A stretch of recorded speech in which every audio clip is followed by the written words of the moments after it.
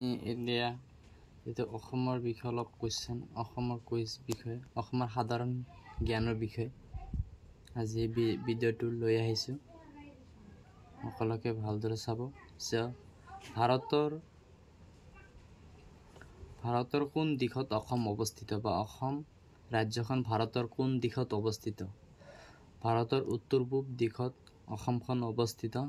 দ্বিতীয় নম্বৰ হৈছে অসমৰ উত্তৰে আছে কি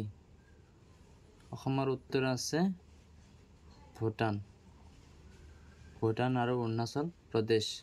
ভূটানটো এখন দেশ আৰু অৰুণাচল এখন ভাৰতবৰ্ষৰ এখন ৰাজ্য নাম আছে অসমৰ পূবে আছে কি অসমৰ পূবে আছে म्यांमार नागालैंड मणिपुर आदि राज्यসমূह আছে अरुणाचल प्रदेश मणिपुर আছে তৃতীয়তে অসমৰ দক্ষিণ আছে যে ভাৰতবৰ্ষ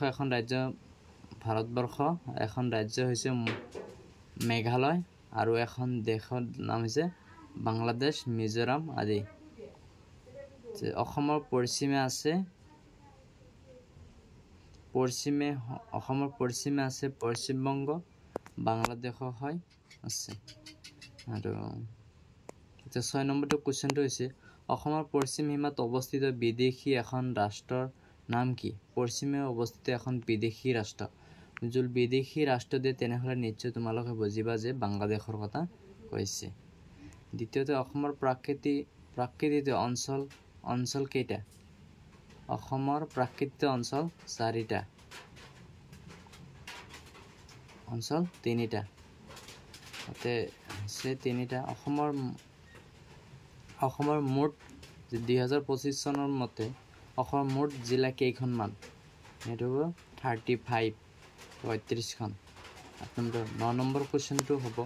যে 2011 চনৰ মতে অসমৰ সৰ্বাধিক জনসংখ্যা কিমান আছিল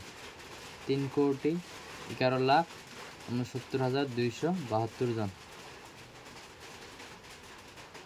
আৰু 2011 চনৰ মতে অসমৰ সাক্ষৰতা হাৰ কিমান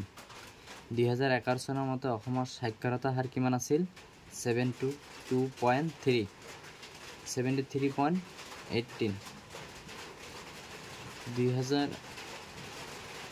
2011 চনৰ মতে অসমত পুৰুষৰ সাক্ষৰতা কিমান অসমত পুৰুষৰ সাক্ষৰতা হাৰ হৈছে 78.81% 2011 চনৰ মতে মহিলাৰ সাক্ষৰতা হাৰ কিমান 67.27%